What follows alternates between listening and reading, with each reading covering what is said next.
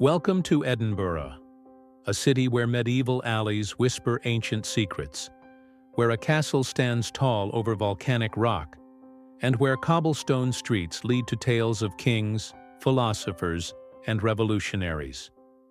In this documentary, we're diving deep into the rich tapestry of Edinburgh's history, its cultural and political evolution, and the vibrant, modern city it has become.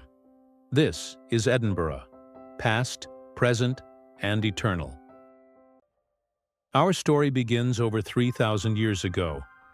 Long before the name Edinburgh was ever spoken, the rocky crag, now home to the world-famous Edinburgh Castle, was a natural stronghold. Archaeological evidence shows that humans settled on Castle Rock as early as the Bronze Age. Its strategic location and sheer cliffs made it an ideal fortress, easily defended and impossible to surprise. This early settlement would eventually grow into the heart of what we now call Edinburgh. By the 7th century, the area was part of the Anglo-Saxon Kingdom of Northumbria. The name Edinburgh is believed to derive from the Old English Eidens Burh, meaning Eidens Fort. Over time, the name evolved into the Scottish Gaelic Dún Aidean, a name still used in the modern era. In the 12th century, King David I of Scotland transformed Edinburgh into a royal burgh, a status that brought wealth, trade, and privilege. He established the foundations of a medieval town, and by the 14th century, Edinburgh had become one of the most important centers of administration and commerce in the Kingdom of Scotland. It was during the reign of the Stuart dynasty that Edinburgh's significance truly blossomed. The city became the de facto capital, housing the Scottish Parliament and the royal court. One of the most iconic features of Edinburgh, the Royal Mile, was laid out during this time. Stretching from the majestic Edinburgh Castle to the Palace of Holyrood House, the Royal Mile was more than a road. It was a corridor of power. Yet life in medieval Edinburgh was far from glamorous. The city was cramped, disease-ridden, and prone to fires. Tenement buildings towered over narrow closes, and sanitation was rudimentary at best. Still, Edinburgh grew, up, if not out. The 16th century brought religious upheaval. Scotland was swept up in the Protestant Reformation, and Edinburgh was at the epicenter. In 1560, the Scottish Parliament, meeting in Edinburgh, officially rejected papal authority and adopted a Protestant confession of faith. This marked the end of Roman Catholicism as the state religion. The city's churches were stripped of their ornate decorations, and new doctrines spread from pulpit to pulpit. This period also saw political instability. Mary, Queen of Scots, returned from France to a turbulent Scotland and was eventually imprisoned and forced to abdicate. Her son, James VI of Scotland, would later unite the crowns of Scotland and England in 1603, moving the royal court to London. Despite losing its monarch to the south, Edinburgh remained the political and cultural heart of Scotland. Nowhere is Edinburgh's brilliance more evident than during the 18th century, an era known as the Scottish Enlightenment. During this period, Edinburgh earned the nickname Athens of the North. It was a time of immense intellectual and cultural development.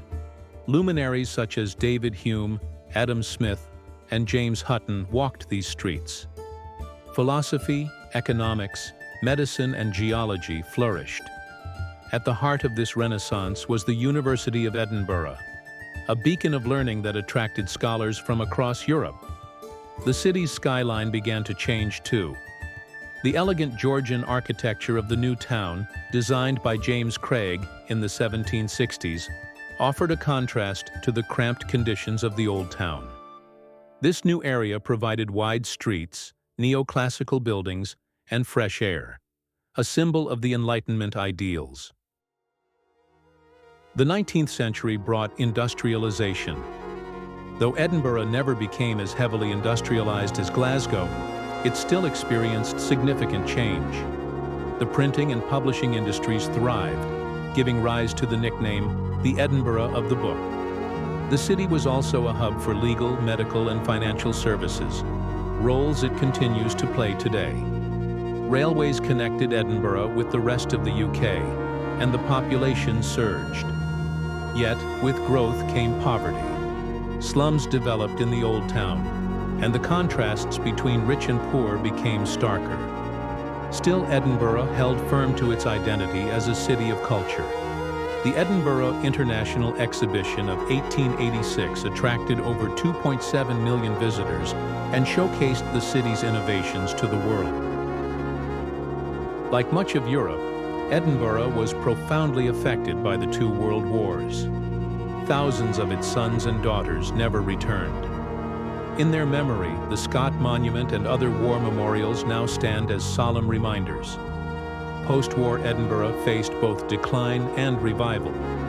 Urban renewal projects in the 1960s and 70s saw the demolition of parts of the Old Town, while efforts were made to preserve what remained. In 1947, the city launched what would become one of its most defining features, the Edinburgh International Festival. Created to provide a platform for the flowering of the human spirit, the festival evolved into the world-renowned Edinburgh Festival Fringe, the largest arts festival on the planet. This cultural renaissance redefined Edinburgh's image. From theater and comedy to music and dance, Edinburgh became synonymous with creativity. One of the most momentous developments in modern Edinburgh's political history occurred in 1999, when the Scottish Parliament was reconvened after nearly 300 years.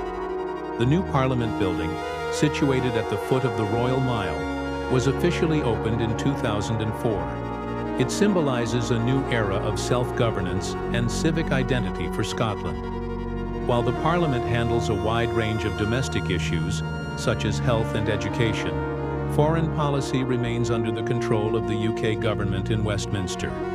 The return of the Parliament also reinvigorated debates about Scottish independence, a topic that remains central in Edinburgh's political landscape today. So what is Edinburgh today? It's a city of stunning contrasts, ancient and modern, sacred and profane, regal and rebellious. The Old Town, with its medieval architecture and ghostly legends, stands in stark contrast to the stately Georgian elegance of the new town. Edinburgh Castle, looming over the city, remains a symbol of resilience. At its foot, the city hums with life. Bustling cafes, global cuisine, world-class museums, and a thriving tech industry all call Edinburgh home. The city's universities continue to draw students from around the world. Its literary tradition lives on, as Edinburgh became the world's first UNESCO City of Literature in 2004. And then there are the festivals. Not just the Fringe, but the Book Festival, the Jazz and Blues Festival, the Science Festival, and of course, Hogmanay, Edinburgh's legendary New Year's celebration. Edinburgh faces challenges, like all modern cities. Housing affordability, sustainable development, and balancing tourism with heritage preservation are key concerns. Climate change and urban planning require innovative thinking, and Edinburgh has shown it's up to the task. Ambitious green initiatives and smart city programs are already underway, aiming to make Edinburgh carbon neutral by 2030. At the same time, questions of national identity, Brexit, and Scotland's future within or outside the United Kingdom continue to define political discourse. Yet through it all, Edinburgh endures, adapting, evolving, and inspiring. As the sun sets over Arthur's Seat and the lamplights flicker on along the Royal Mile, you feel it, that quiet, enduring soul of a city that's seen centuries come and go.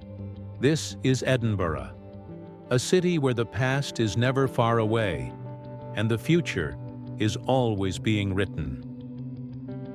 Please subscribe, like, comment, and share. See you soon.